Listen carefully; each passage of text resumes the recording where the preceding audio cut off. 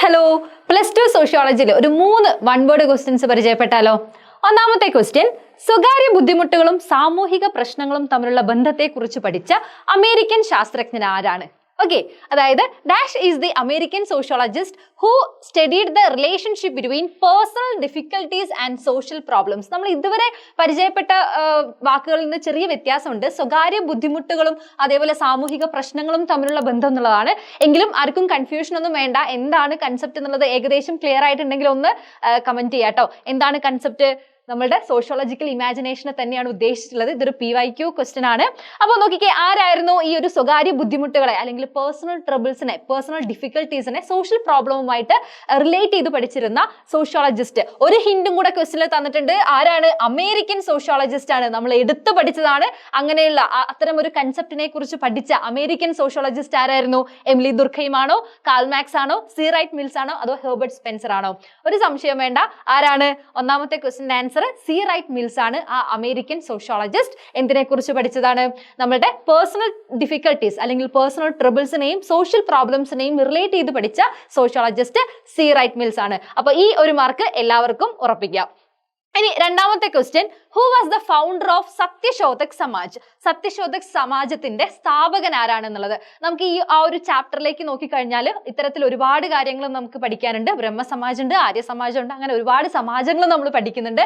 അപ്പൊ എല്ലാം കൂടെ കൺഫ്യൂഷൻ ആയി പോകരുത്. നോക്കുക, ഓപ്ഷൻസിൽ ആരൊക്കെയുണ്ട്? EV രാമസ്വാമി നായ്ക്കർ ഉണ്ട്, അതുപോലെ ശ്രീനാരായണ ഗുരു ഉണ്ട്, അയ്യങ്കാളി ഉണ്ട്, ജ്യോതിറാവു ഭൂലെ ഉണ്ട്. അപ്പൊ ഇതിൽ ആരായിരുന്നു സത്യശോധക് സമാജം? നമ്മൾ എപ്പോഴും ഓർത്ത് വെക്കാറുണ്ട്, പറയുമ്പോഴൊക്കെ ഓർക്കാറുണ്ടായിരുന്നു.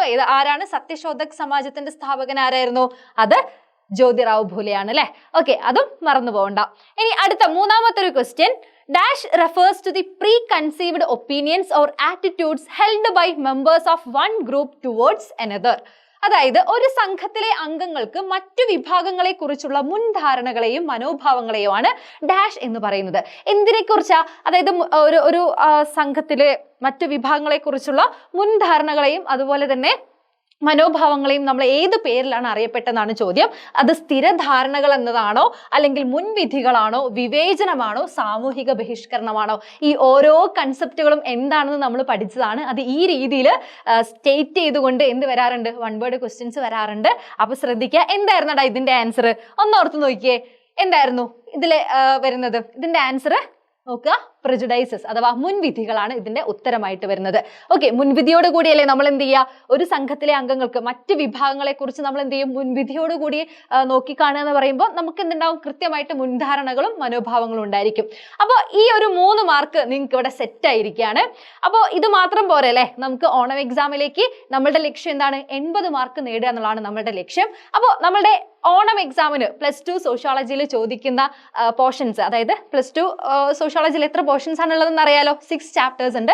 അപ്പോൾ ഈ ചാപ്റ്റേഴ്സിന്റെ ക്വസ്റ്റ്യൻ ഡിസ്കഷനുമായിട്ട് മിസ് നാളെ കൃത്യം 7 മണിക്ക്, നാളെ രാത്രി 7 മണിക്ക് ലൈവിൽ വരുന്നുണ്ട്. അപ്പോൾ ദിവസം മറക്കണ്ട, ഓഗസ്റ്റ് 31 ശനിയാഴ്ച രാത്രി 7 മണിക്ക് ലൈവിൽ ഉണ്ടായിരിക്കും.